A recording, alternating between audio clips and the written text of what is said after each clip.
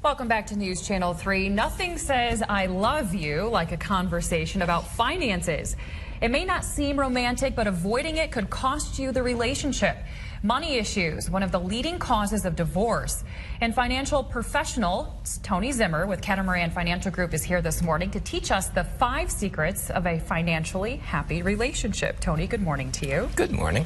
So I'm thinking in my mind right now, how do you even start a conversation like this? And a lot of times it's not easy.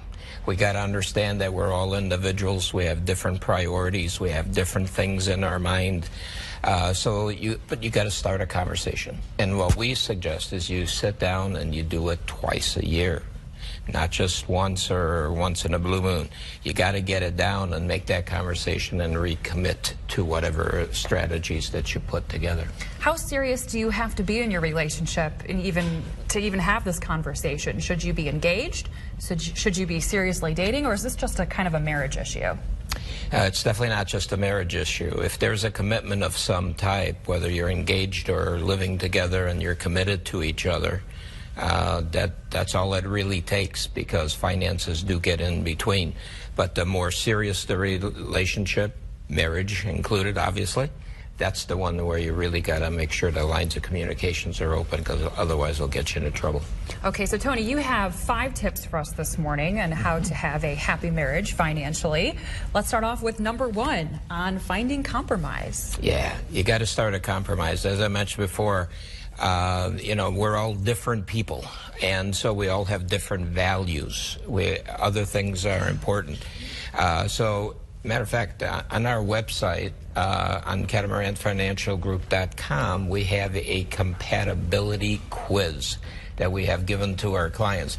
And what it basically does, on paper it may look like you're not compatible at all with each other, but it really is just an indicator. We're all individual peoples, okay? We are all different.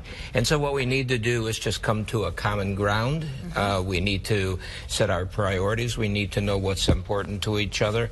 Most important thing is you got to have trust, and you got to absolutely positively have that open relationship and respect. Because honesty, of course, is so important. There's a statistic out there saying that a lot of people will make a hidden purchase and then not tell their loved one. I'm sure that becomes a major issue. Yeah, matter of fact, the surveys show that 1 out of 5 Americans have admitted to making a purchase or doing something, gambling it away or whatever it may be, up to about $500 in their lifetime in their relationship.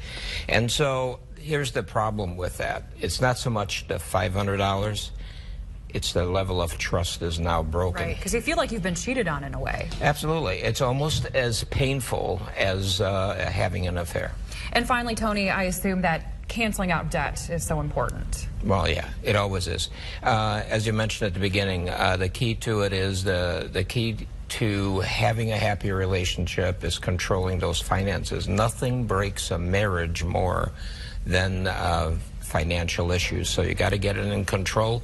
You got to understand that each one of you have a right to have some items that's important to you, but you also got to respect the other person, and you got to come to a common ground. All right, Tony, all good advice. You might want to keep that in mind as you head out for maybe a Valentine's Day dinner this weekend. It'd be a good time to bring it up. Thank you very much for joining us. When we come back, we're going to have one more look at your forecast as well as what's making headlines this Saturday morning. Stay with us.